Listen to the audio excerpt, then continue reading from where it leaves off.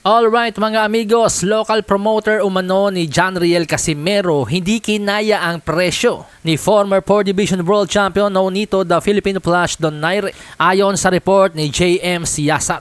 Ito po yung mismong post ni Sir JM. Anya isang local promoter ang nagtangkang isagawa ang sagupaan ni Casimero at Donaire sa Pilipinas. Narito daw po ang ilang mahalagang detalye tungkol sa laban. Number 1, si Casimero na walang promoter at sabik maipaglaban ay handa umanong tumanggap ng mas mababang bayad. Samantalang si Donaire ay ayaw.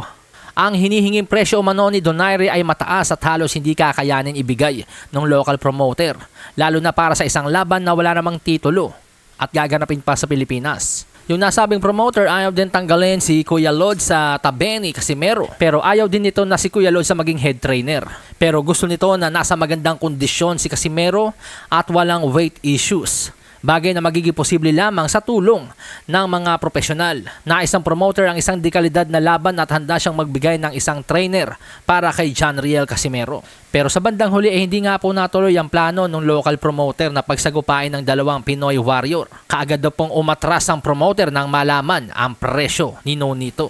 Pero magkano nga ba ang presyo ni Nonito Donaire kung bakit napaatras ang local promoter? Well, ayon sa ilang mga reports po mga amigos, ang range po na kinikita ni Donaire sa kanyang huling mga naging laban ay nasa $200,000 to $300,000. So kung i-convert po natin yung $300,000 sa peso, yan po ay nasa 16.6 million pesos. Si Casimero po mga amigos, nung nasa MP Promotions pa siya, kumita po siya ng $175,000 yung laban niya kay Guillermo Rigondo. Pero nung mawala po siya sa MP, bumaba po yun sa $78,000. Yun yung presyong ibabayad sana sa kanya laban kay Paul Butler. Pero nung mawala din sa kanya yung WBO belt, bumaba pa po lalo yung presyo ni Casimero. So ayon nga po sa report ni Sir JM Siasat, willing daw po yung team Casimero na magpatapyas ng bayad.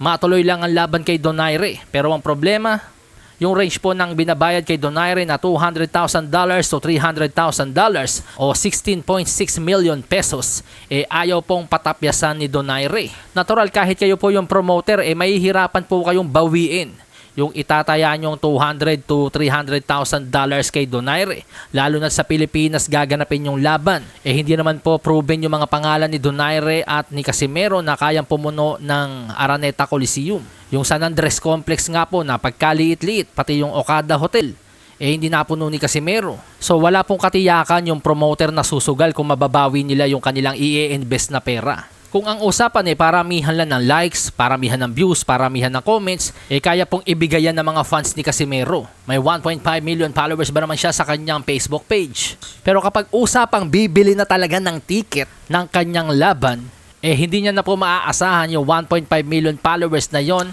na sosuporta pa talaga sa kanya at bibili ng ticket ng laban niya. Yun po ang masaklap na realidad.